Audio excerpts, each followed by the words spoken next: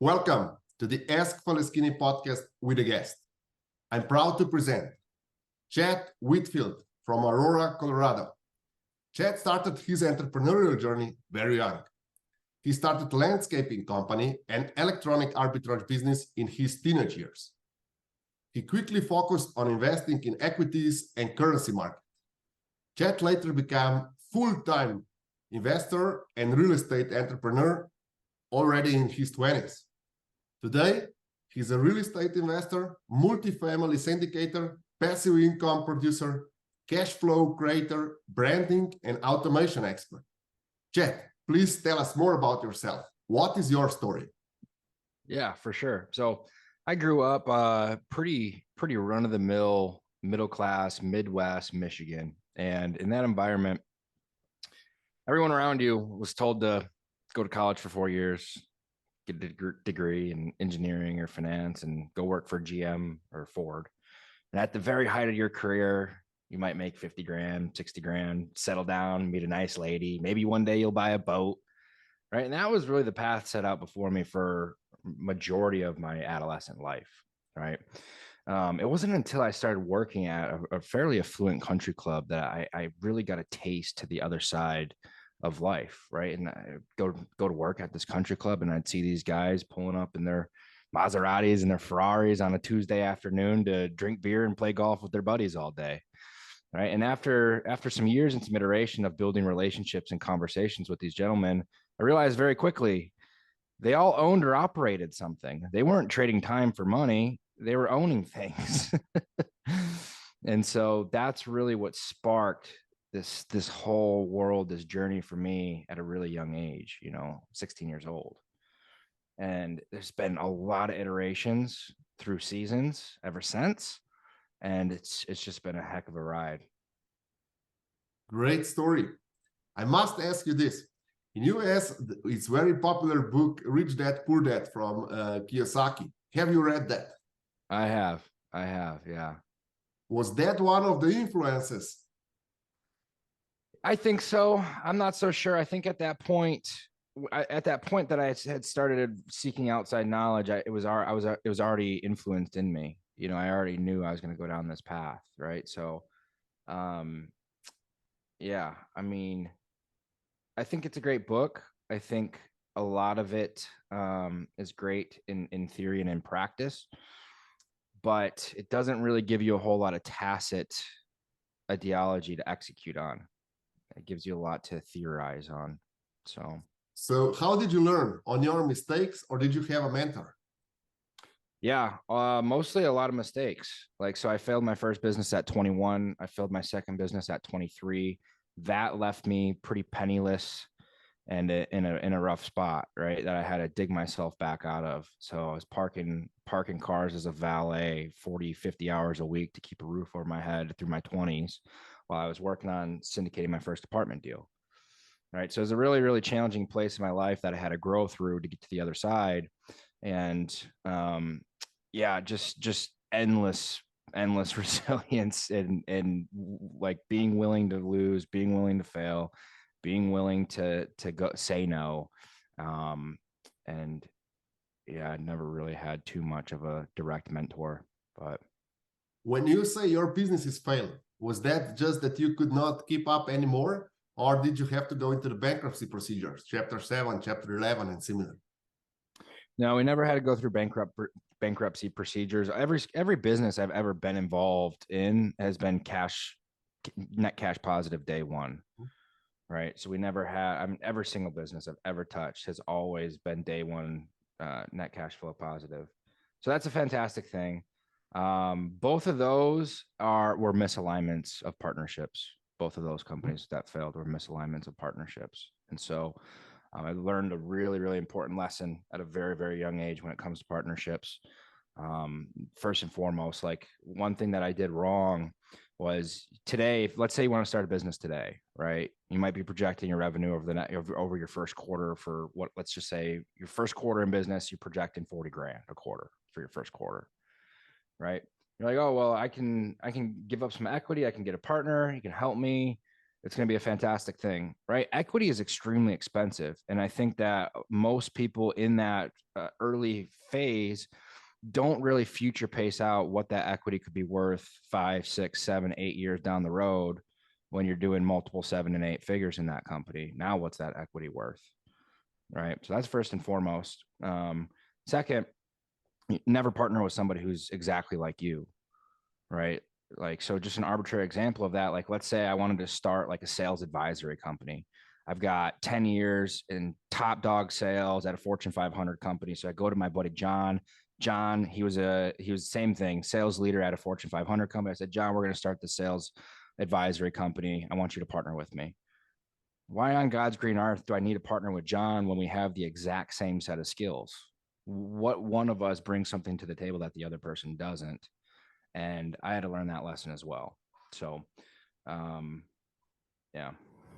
Okay, extremely interesting experience. And I believe that everyone that starts an entrepreneur journey starts with buddies that are similar to them, and then learn the hard way that the better would be if you start with someone with completely different set of skills, as you mentioned.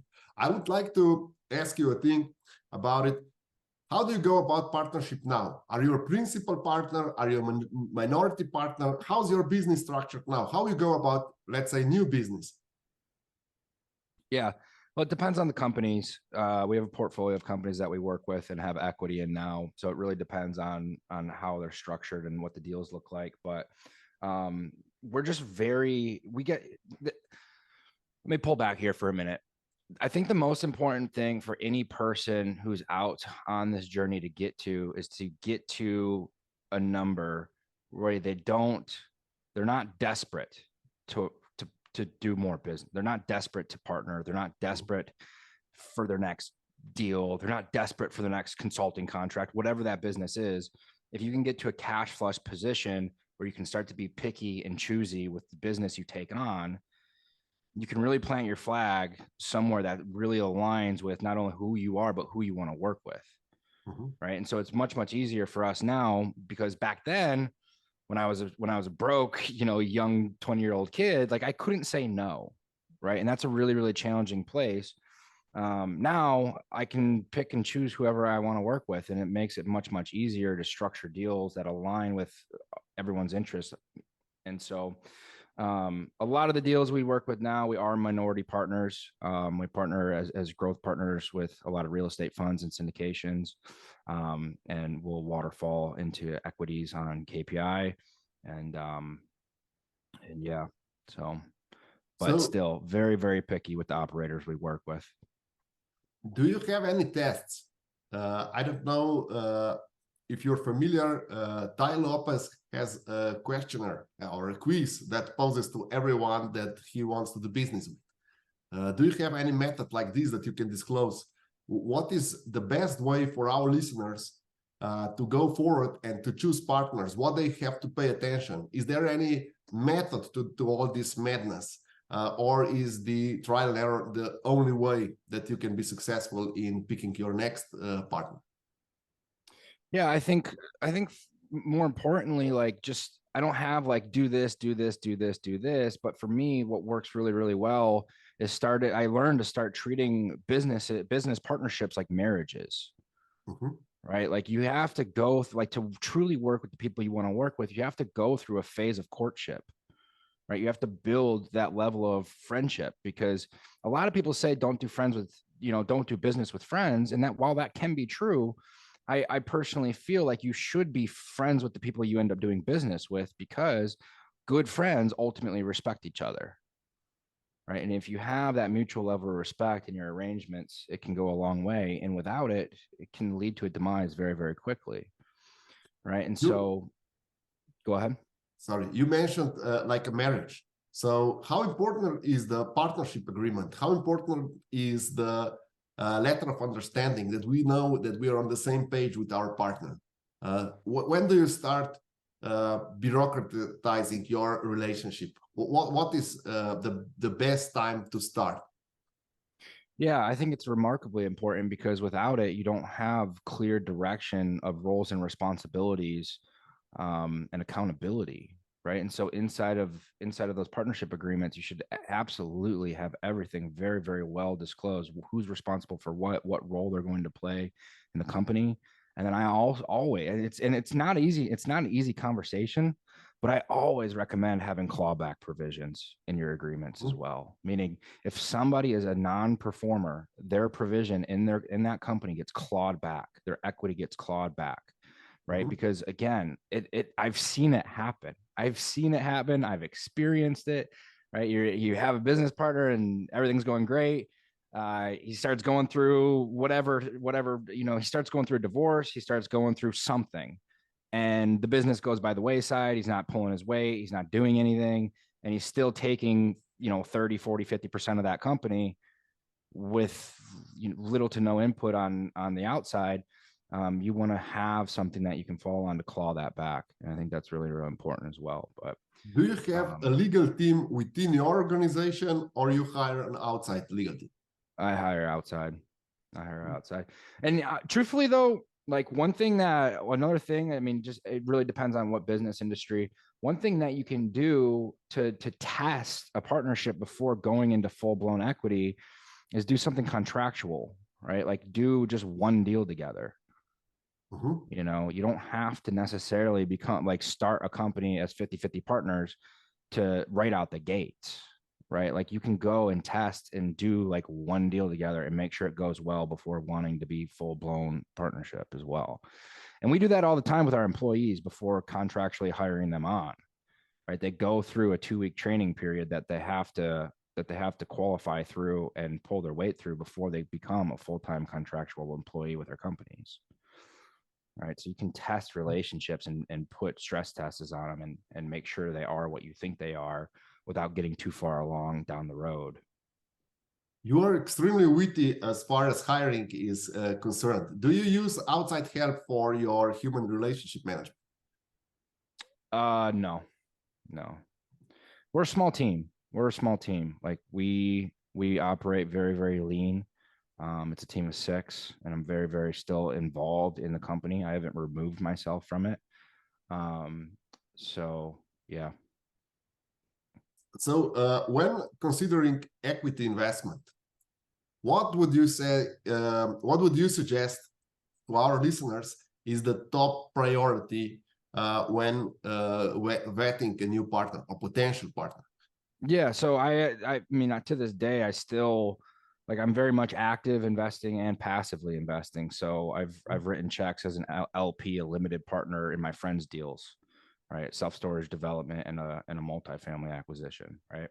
And so for me, having been on the active side and then also participating in the passive side, I had a very, very intimate look at why a lot of deals don't go right. Right? They end up not meeting their projections. They end up needing a capital call. They end up losing their hard EMD. The deal falls apart, et cetera, et cetera, et cetera. Every single time, it's because the operator didn't have the experience to get the deal across the finish line against their projections of where they, I don't want to say promised, but essentially promised where it was going to go. And so picking an operator that like, and trust, and that has a verifiable proof of track record of cycling opportunities, it's just a much easier way to work with instead of taking a gamble on a new guy, I suppose. Okay, so but people took a gamble on me when I was a new guy, so Yeah. So you are now established company. You have years of experience. If I understand correctly, you are just working now or doing business with people with track record. How could new guys like yourself 10 years before get into business? What is their choice? What do they have to offer to you to convince you? Is there any chance that they would say, okay, I'll do that for free in order to prove myself.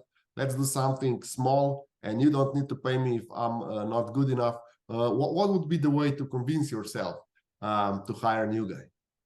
Yeah, I actually have people do that to me to this day all the time. I just had this guy approach me to build out a KPI dating tracking process through API, and just he's like, "Let me build it for you. Pay me when I'm done and when it works." I'm like, "All right, cool." got nothing to lose. Go, here's the logins, go build it. Sweet. All right. So that is definitely a strategy. I think on a much larger scale, when we're talking millions of dollars, not a couple $100, we're talking millions of dollars. Your only option, truthfully, and I'm really passionate about this, your only option is to be honest, right? Like, don't come to the table acting like you've got, 7 years of experience and this, that, the other thing.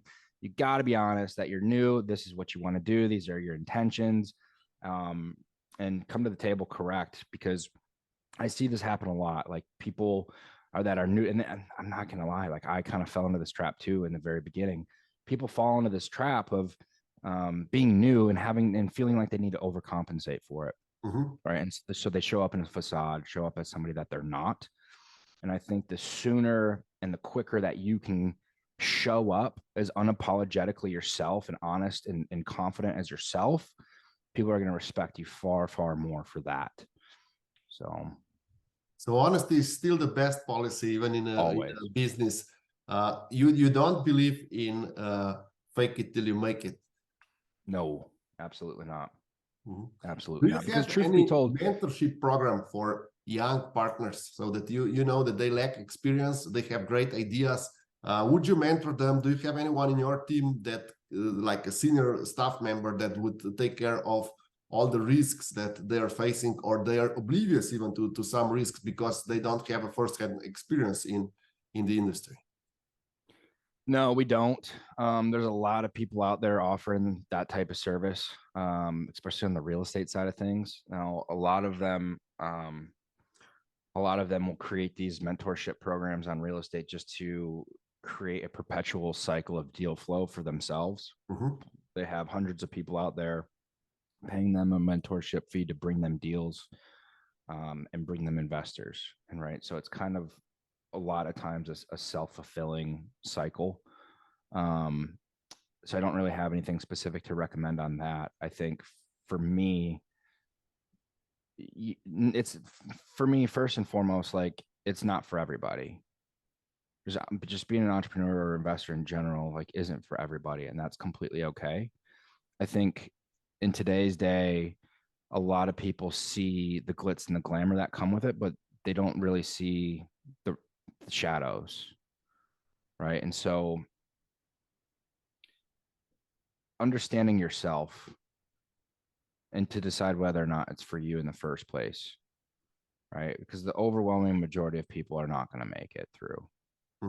There's a massive amount of ambiguity along your income, along your time, when it's going to work out, how it's going to work out. And I don't want to be the guy that's like, oh, you have to be willing to fail to be successful, this, that, the other thing. Ideally, like, you don't fail at all. Like, I'm not proud that I failed 2 companies in my 20s. I'm not proud of that. Right. But that was the path that God put before me to get me to the other side. And with that being said, it's okay if it's not for you. Like, understanding, like, if you need consistency in your life, you need consistent income, you need consistency in your roles and your responsibilities, all of these components at home, like, it might not be for you. That's completely fine. Go focus on a career that you can make as much money as humanly possible, and then go invest it into cash flowing assets or appreciating assets, whichever one, or both, right? And you can do just fine that way too. Like, you don't have to take all the risk to be the guy, because I promise you, it's not nearly as fun and sexy as everyone on Instagram likes to make it out to be. Yeah. And that's okay. So I would like to ask you about the leverage. You already explained about your knowledge that you use as a leverage and all your experience. But I'm sure in property deals, you cannot avoid financial leverage. Right now, interest rates are going up. How is that how does that influence your business? What do you think the future will be for real estate investors in US? Yeah, I love that question. I personally feel like the delta that we're having with interest rates and supply on the market is really a fantastic thing, because what you're seeing play out is amateur saturation getting shaken out of the market, right? Every industry has amateur saturation. Doesn't matter if it's real estate investing, SMMA, Amazon FBA, whatever it is, it's flooded with amateurs. And oftentimes that can make it challenging when you're looking, let's just paint an arbitrary picture here. Let's say I'm an acquisitions manager, and my role and my responsibility in the company is to bring the company new deal flow. Or let's say we're an apartment syndication business. My role is to bring the company new deal flow. 12 months ago, I'm calling every broker I know, and he says, Chad, quit calling me. You're the 40th person who called me today looking for a deal. Mm-hmm. Right now that interest rates are on the rise and the amateurs have no idea how to qualify and put a deal together, they're not saturating out the market anymore. Right? Yeah, the interest rates suck, but you're not getting married to an interest rate. You can always refinance out your interest rate. Right? When? I don't know. I'm not the Fed. Right? But we can still get deals done because one, the saturation fell out of the market. And two, every portfolio that we work with is, over $100 million portfolio. So we can still get deals locked up where the numbers make sense. And not everyone in the industry can do that, right? Because a lot of the guys that were, a lot of those 40th calls of those 40 calls to brokers looking for deals, they were looking for their first one. They were looking for an assignment fee, whatever. They were amateurs. And that's okay, right? They got shaken out. So it just is what it is, So for first-time investors in property, would you recommend taking on a loan and leverage, or would you recommend a non-leverage investment for the first-time investors? It really depends on your risk appetite, right? And I just think if without any leverage, I think the challenge there, like for me, I've always been a more, I've always took on more risk than the average person, right? Just even in just like life decisions in general.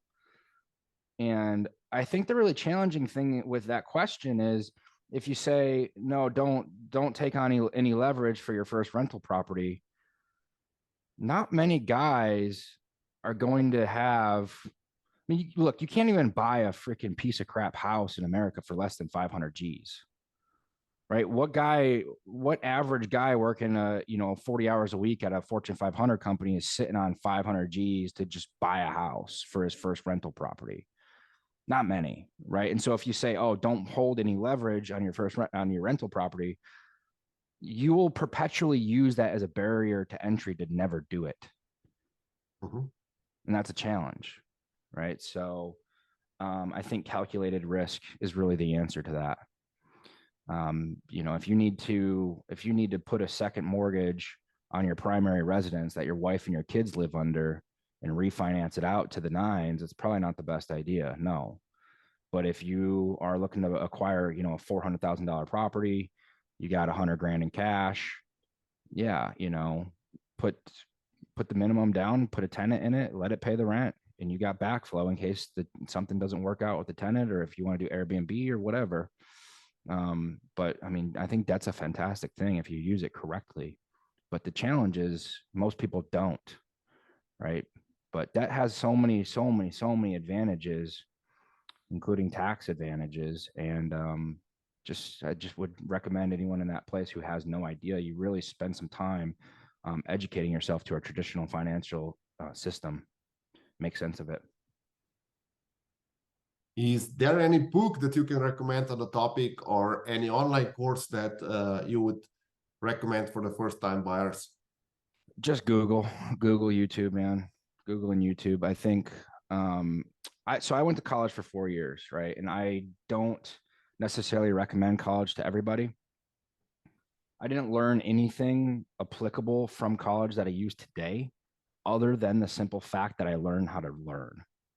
I learned how to acquire and compartmentalize new knowledge, right? And so oftentimes, like, a large contingent part of my workday is me just learning, scouring the internet to learn new things. Like that's a huge role that I take on, right? And You're not going to learn like just sitting on your phone all day scrolling TikTok. Like you got to go find the knowledge and really like, I need to learn this. Okay, great. Go out and do it. Like truth be told, man. And here's the other, this is completely different side tangent, but here in the United States, we have this massive phenomenon, and I call it mental masturbation. Right. And the phenomenon here is like, let's say a guy wants to get into real estate. This year, he's going to go to 7 different real estate conferences, right? He's going to buy 4 different real estate books. He's going to buy 2 different real estate courses. And he spends the entire year just tickling his mental. Oh, I'm learning. Oh, I'm networking. Oh, I'm doing this thing. I'm doing this business. Da, da, da, da. Never once does he pick up the phone and call a broker. Right? Never once does he pick up the phone and call somebody he knows to see if they would be interested in investing in real estate with him. Never once does he actually go take the action that is going to truly drive him to the end result. Mm-hmm. Instead, he runs around the entire country tickling his mental. I'm going to this conference. I'm doing this thing. I'm wearing this badge. I posted it on my Facebook. It's like, all right, come on, dude. That happens all the time here. And bless their hearts, but they'll never be successful. So there's no substitute for firsthand experience, if I understand correctly. The world will tell you. The world will tell you. Like the accomplishment of you doing the thing is going to tell you what to do better next time. Okay. Can you shortcut that path? Absolutely, you can. But you got to go out and actually go do the thing. Okay. Is there anything else you would like our listeners to take from this interview? Any quick tips of the trade or any trade secrets that you can share? Yeah, I think the biggest thing for me, if you end up getting down in this space, if you end up going down that road and wanting to embody on that type of journey, or if you're in it right now and you're finding yourself challenged, the most important thing to understand is that every single thing that you go through is your fault. It's all your fault. Deal doesn't go through, it's your fault. Employee doesn't work out, it's your fault. Investor falls through, it's your fault. It's always your fault perpetually till the end of time. And I'll tell you why. The second that you start to blame things that are going wrong in your business and your deals, et cetera, on outside forces, regardless if they are truly out of your control or not, you start to open up yourself to a mindset that is just proven time and time again to not be successful. Right. So why cultivate a mental model that you know is not going to work? Right. The second you start opening yourself up for external validation of failure, oh, it's his fault. Oh, it's the broker's fault. Oh, it's the lender's fault. Like you're never going to get to the other side of that. So walk into this knowing every single thing to the end of time is going to be your fault. And if you're not comfortable with that, it's probably not a good fit for you. Okay, Chad. Where could our listeners start following you, or where could they even reach you? Yeah, you can find me at Chad Wittfeldt on social medias and take a look at what I got going on over there. I got nothing to sell, nothing to offer to anybody. So yeah, I'll put the link in the description below. Thank you, Chad, for being my guest tonight. My pleasure. Thanks for having me.